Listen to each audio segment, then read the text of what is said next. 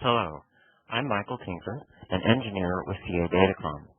In the next few minutes, I'm going to introduce Hibernate as a tool for streamlining data access for Java developers who are building Datacom apps.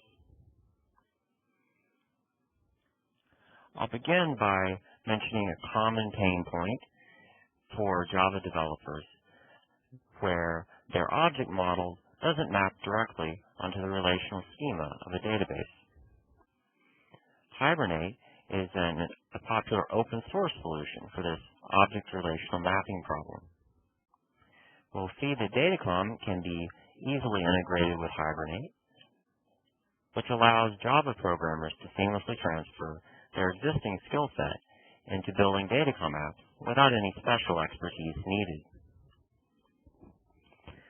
Now, a little more about this object relational problem. In Java, data is naturally modeled as objects, and developers would love to interact with this data through the methods of these plain old Java objects, or POJOs. So that is the idiom where they are really fluent and productive. But of course, most enterprise apps do need a database for the data layer to get those good ACID transactional properties and so forth.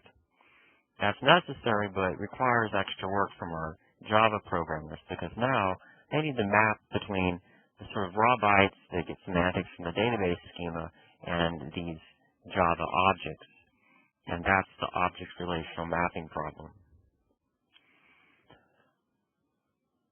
Now, we have one way through JDBC to attack this problem kind of barehanded.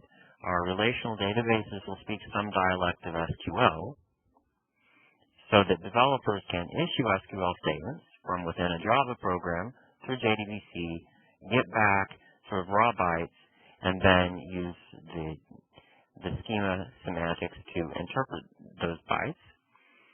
And after that's done, you can kind of do a one-off solution to the object relational mapping problem, where you get data through SQL over JDBC, and then through ad hoc coding, convert it to POJOs, do business logic. If you need to update the database, you retrace your steps, and so forth.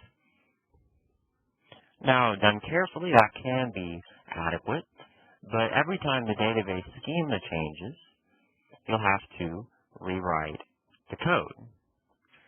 That's expensive in terms of coding time, debugging, re-verifying applications, and so forth. A second issue is that if you embed SQL in your Java program, then you're somewhat locking yourself into a particular dialect of SQL, which may or may not be an issue, but could potentially involve more work.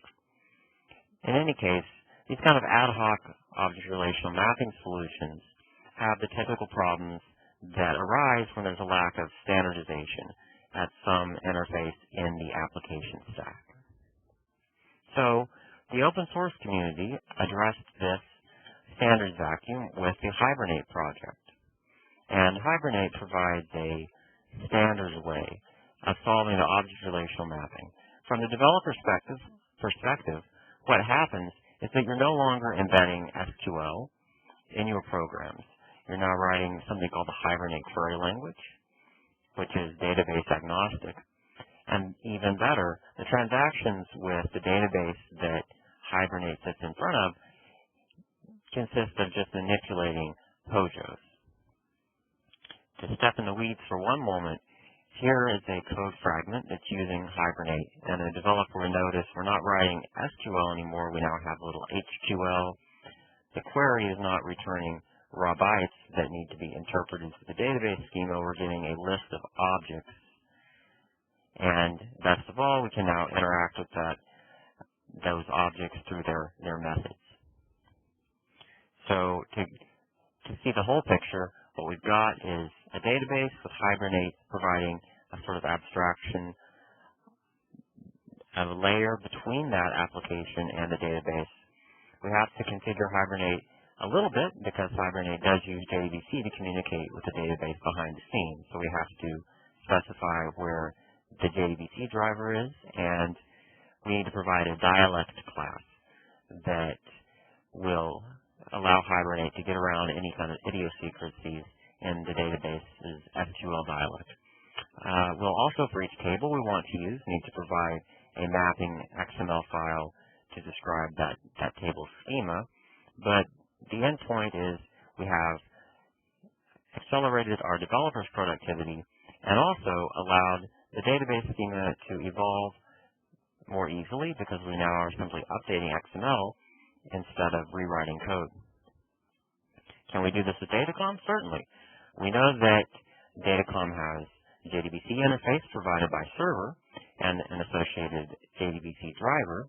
We also have a beta Hibernate dialect for Datacom that's available as a Maven package jar. A developer would recognize these coordinates as a way to import that jar into a Maven project.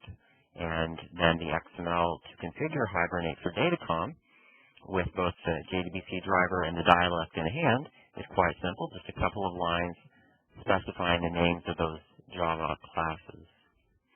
Suppose then we wanted to write a Java application to monitor tasks in MUF. We have a dynamic system table, MUF active tasks, that contains these kind of task statuses, and we would just map that table with some XML for Hibernate between a class, say named task, and then this is add a MUF active task table. This describes the various columns and their types in that table, and a Java developer could then use their existing Hibernate skills to map this DST and be quickly productive in writing a Datacom monitor without any specialized knowledge of Datacom. So thank you for your time, and I hope you enjoy the presentation.